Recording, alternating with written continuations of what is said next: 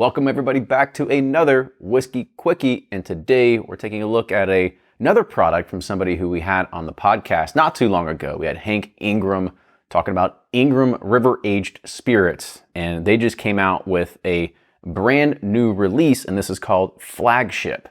So typically you think like my flagship offering, it's like the one that's like your base product that's always out there. Yep. However, in regards of like, nautical terminology. So on the water, no matter the size of the fleet, there is only one flagship, and that title is reserved for the finest vessel and one that outshines the rest. So this limited edition bourbon was chosen for its extraordinary character, which is, again, a little bit different when you think of flagship. You're like, it's like the whole thing of, you think that something's, it's, under par or, about par, but you're like, well, I do it in golf, like you want to get below par, but usually subpar is not good. Right. But in golf, it's good. In golf, it's good. And here in this case, flagship's good. Yeah, in this case, flagship's good. Where usually flagship is just your everyday offering.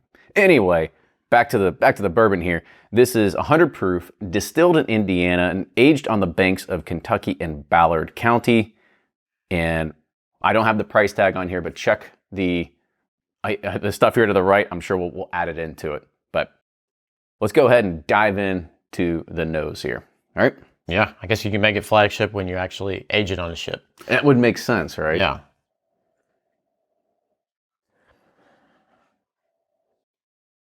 I can't remember if it was the 21 or 36% that they bought a lot of, but I can't remember.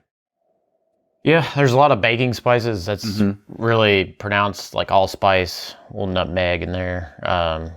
Mostly all baking spices I'm getting on this nose. And this is, I believe, higher proof than their other offering. I was about to say their other flagship offering, but it is, I think it's a little bit higher proof than what was before. I think it's 100 proof. This is 100 proof. I think before it was like 90, 93. Gotcha. All right, so on to the taste.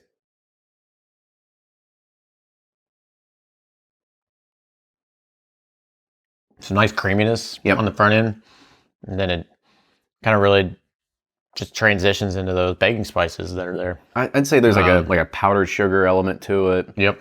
Yeah, it's like a fresh batch of molding spices is just coming out of my pot into my mouth. I don't know. or using that as aromatics that you're going to fill the room with or something like that. Yeah. All right, so let's go ahead and we'll rate it. So on the nose, where you at? Sideways. Little just baking spices. That's all I really got. Maybe probably typical for a 5-year MGP product. Yeah. On the taste? Well, sideways. There were some good things there.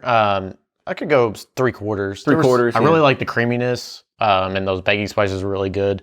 I just want a little bit more. Kind of the finish will probably tell you where I'm at. Okay. Then where are you at on the finish? Sideways. Sideways. Yeah. Okay. There were some good things on there. I just wanted a little bit more of them. I'd be 3/4 on the finish as well. Yeah, there's some good promising things. I just want a little bit more of it. But overall, it's a flagship for me. Well, there we go. So that is our review of Ingram Flagship. Cheers, everybody. We'll see you next time.